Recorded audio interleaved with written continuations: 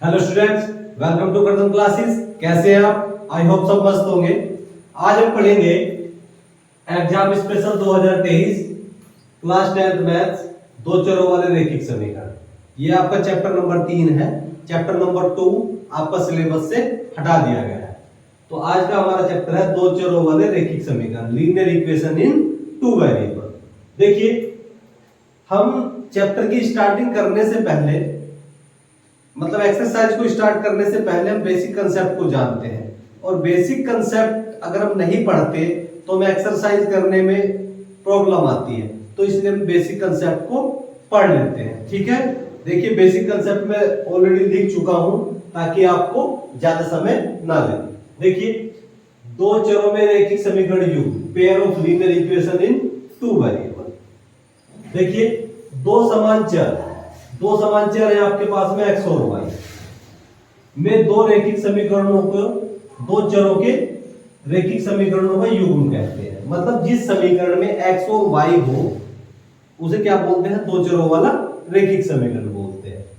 दो चरों में x तथा y में रैखिक समीकरणों का व्यापक रूप, इसमें जो आपकी समीकरण होती है दो चरों वाले रैखिक समीकरण की, ये इस तरह होती है: a1x plus b1y plus c1 बराबर 0, या 5x प्लस 3y प्लस 7 बराबर 0।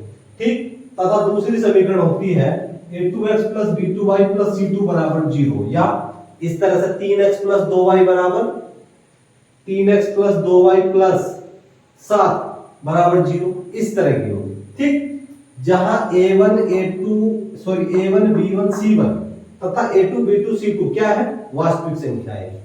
ये वास्तविक संख्या है तथा इनके बीच में जो रिलेशन होता है a1 स्क्वायर और a1 स्क्वायर और b1 स्क्वायर, ठीक है, a1 स्क्वायर और b1 स्क्वायर जो होना चाहिए वो 0 के बराबर नहीं होना चाहिए। दूसरी इक्वेशन में a2 का स्क्वायर प्लस b2 का स्क्वायर बराबर 0 के नहीं होना चाहिए। ठीक है, जब दो या दो से अधिक रैखिक समीकरणों का एक साथ अध्ययन करते हैं, जब दो या दो से अधिक रैखिक समीकरणों का एक साथ अध्ययन करते हैं तो ऐसी समीकरण समूह को समीकरण युग्म कहते हैं। ठीक, समीकरण के युग्म को युगपत समीकरण भी कहते हैं। इसको हम युगपत समीकरण भी कहते हैं।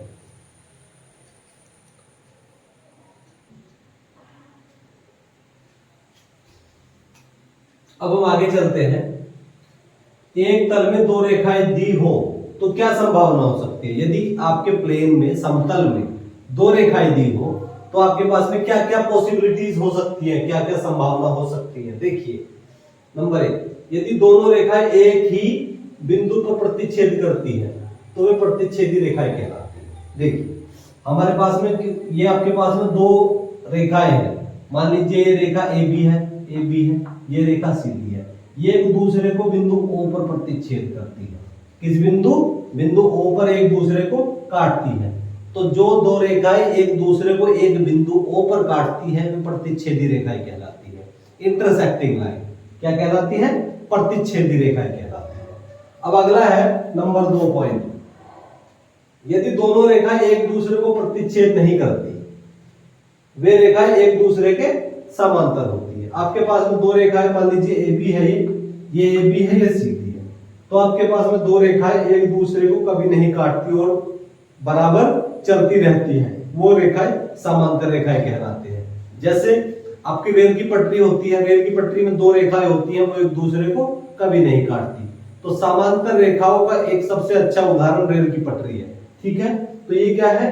ये समांतर रेखाएं है। जो रेखाएं एक दूसरे को कभी नहीं काटती वो समांतर रेखाएं कहलाती है। इसके बाद में हम चलेंगे तीसरे पॉइंट पर। यदि दोनों रेखाएं समपाती हैं, समपाती का मतलब समान अनुपात में, अर्थात एक दूसरे को पूर्णतः ढक लेती है। आपके पास में एक रेखा है, ये एक रेखा है, दूसरी रेखा ये है। तो ये दूसरी रेखा पहले वाली रेखा पे अगर हम रखें इस तरह से, तो ये इसको पूरा पूरा ढक लेती है। इसको बोलते हैं आप समपाती रेखाएं। क्या बोलते हैं? समपाती रेखाएं। देखिए, ये बेसिक कंसेप्ट मैं आपको पढ़ा रहा हूं। ये बेसिक कंसेप्ट आपको बहुत काम आएंगे। अभी आप पढ़ेंगे एक्सरसाइज में तो इनकी बहुत ज्यादा जरूरत पड़ेगी। ठीक है, देखते हैं क्वेश्चन नंबर 1। दो रेल पटरियां समीकरणों x प्लस 2y माइनस 4 बराबर 0 और 2x प्लस 4y माइनस 12 बराबर 0 द्वारा निरूपित की गई है। इस स्थिति को ज्यामितीय रूप में व्यक्त कीजिए। देखिए इसको हम किस तरह से करेंगे। सबसे पहले आप इक्वेशन देखेंगे x प्लस 2y माइनस 4 बराबर 0। समीकरण नंबर 1 दी है x प्लस 2y माइनस 4 बराबर 0। तो इसमें हमें करना क्या है, x इज इक्वल टू ये माइनस का 4 इधर जाके हो जाएगा प्लस का, ये हो गया माइनस का 2y। तो आप यहां क्या करेंगे, आप एक बॉक्स बना लेंगे। इस बॉक्स में आप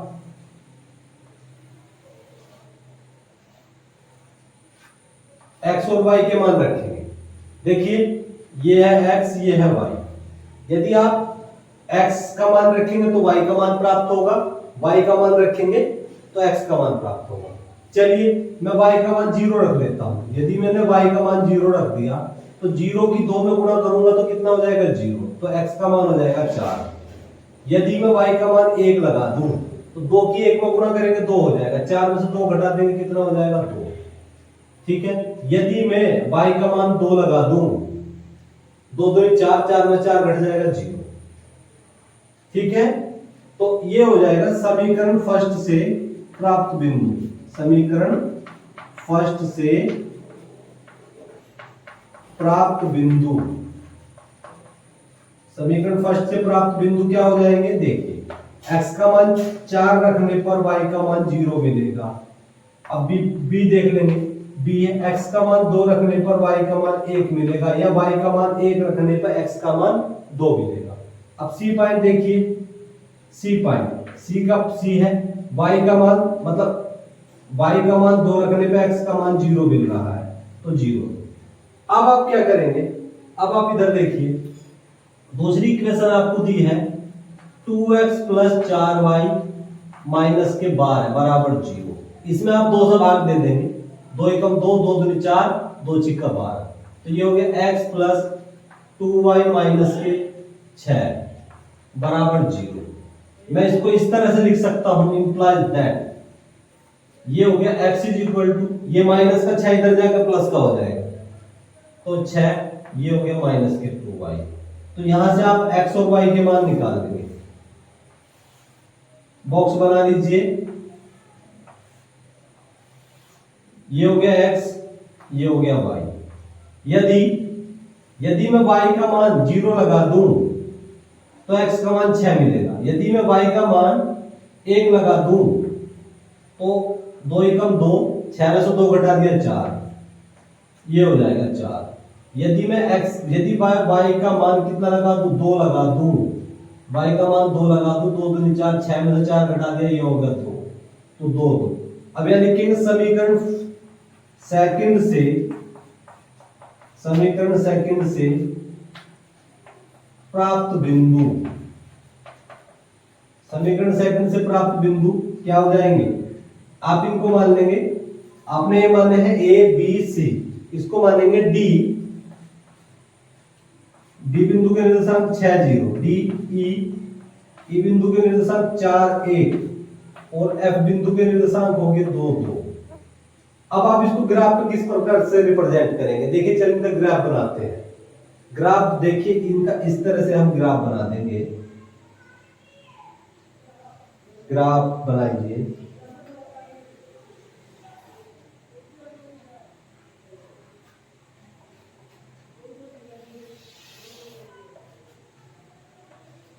ये हो गया आपका x x डैश, ये हो गया y y डैश।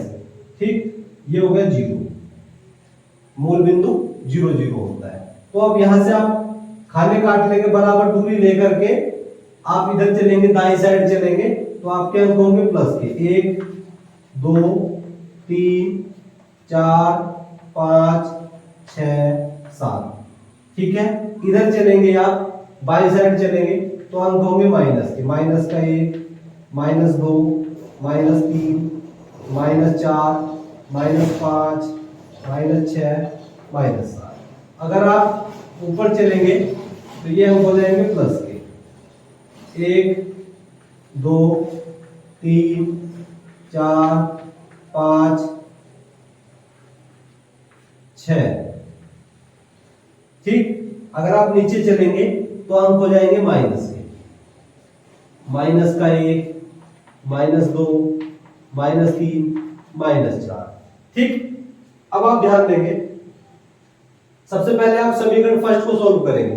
समीकरण फर्स्ट में दिया है, ए बिंदु के निर्देशांक दिए हैं 4 और 0, 4 और 0, मतलब x का मान कितना है, x का मान है 4, x का मान 4, y का मान 0, तो मतलब ये यहां सपोर्ट करेगा। एक ए बिंदु के निर्देशांक हो गए 4 0। ठीक है, अब चलेंगे हम बी बिंदु के निर्देशांक पे। अब बी बिंदु के निर्देशांक है 2 1, x का मान 2, y का मान 1, x का मान 2 है और y का मान 1 है, ये यहां सपोर्ट करेगा 2 1। बी बिंदु के निर्देशांक हो गए 2 1। ठीक है, अब चलेंगे सी बिंदु के निर्देशांक हो गए 0 2, x का मान 0 और y का मान 2, ये यहां सपोर्ट करेगा 0 2, x का मान है 0 और y का मान है 2। अब आप इनको मिला देंगे इस तरह से, ऐसे करके।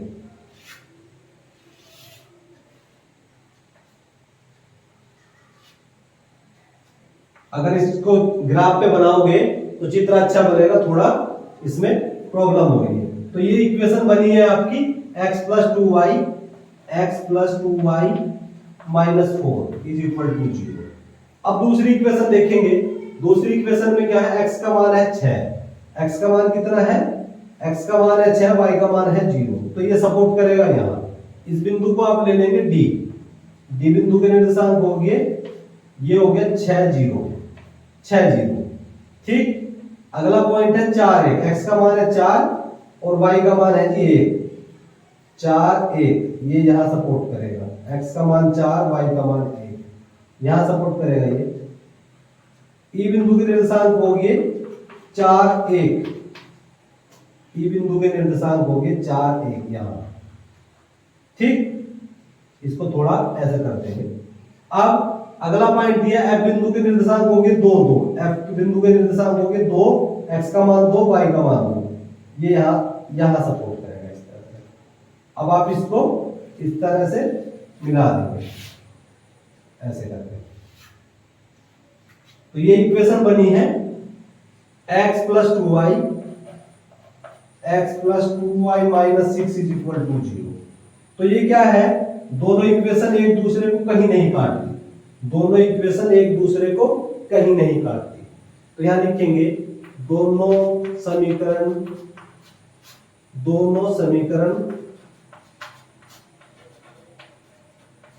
एक दूसरे को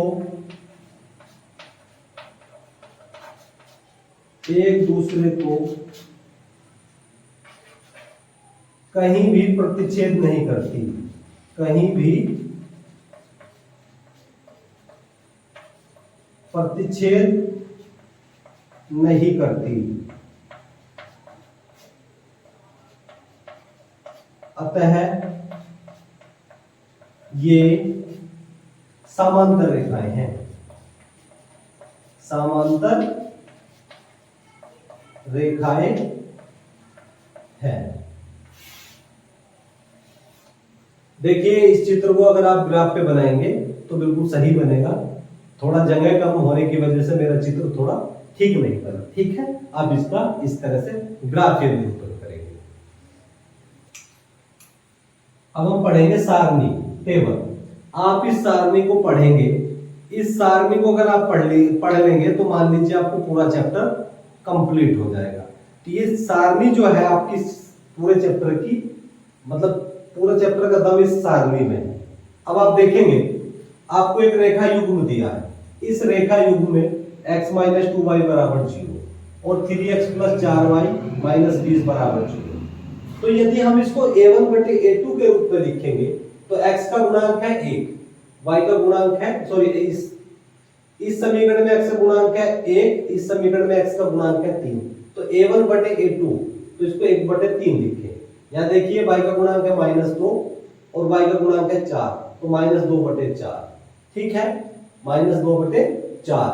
और c क्या है, यहाँ c है नहीं, तो c को हम 0 ले लेंगे, 0/-20, तो 0/-20। तो अनुपातों की अगर हम तुलना करते हैं तो a1/a2 बराबर नहीं है b1/b2 के, a1/a2 बराबर नहीं है b1/b2 के।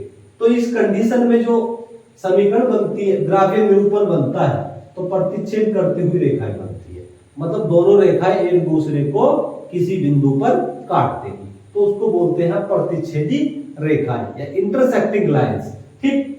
अब बीजगणितीय निरूपण क्या होगा, बीजगणितीय निरूपण होगा केवल एक हल, जब एक बिंदु पर काटेगी तो केवल एक हल होगा, अद्वितीय हल, मतलब यूनिक, मतलब उसका कोई और हल नहीं होगा। और उसकी संगतता कैसी होगी, उसके हल होंगे संगत हल।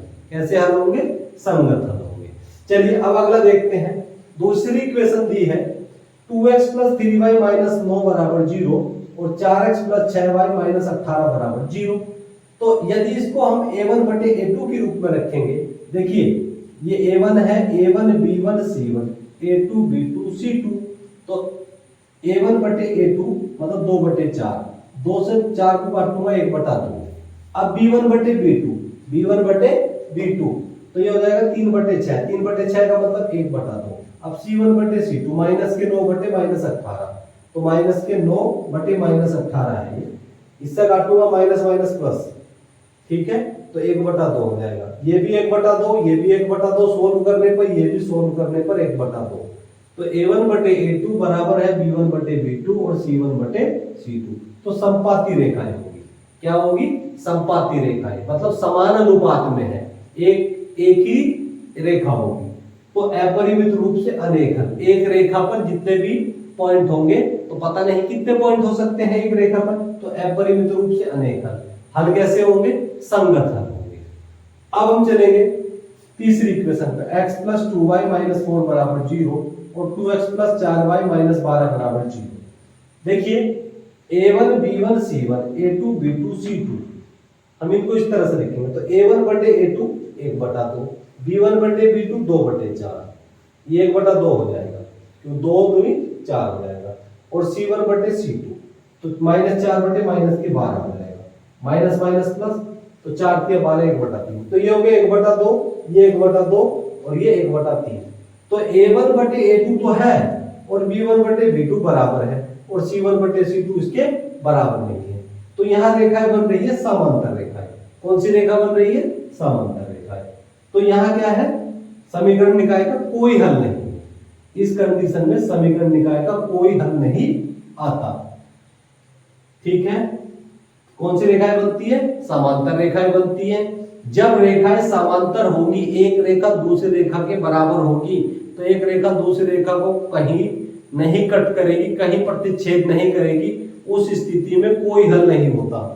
तो समांतर रेखाएं होगी, कोई हल नहीं होता, तो इसीलिए उसकी संगतता कैसी होगी, असंगत हल होगा। कैसा हल होगा, असंगत हल होगा, ठीक।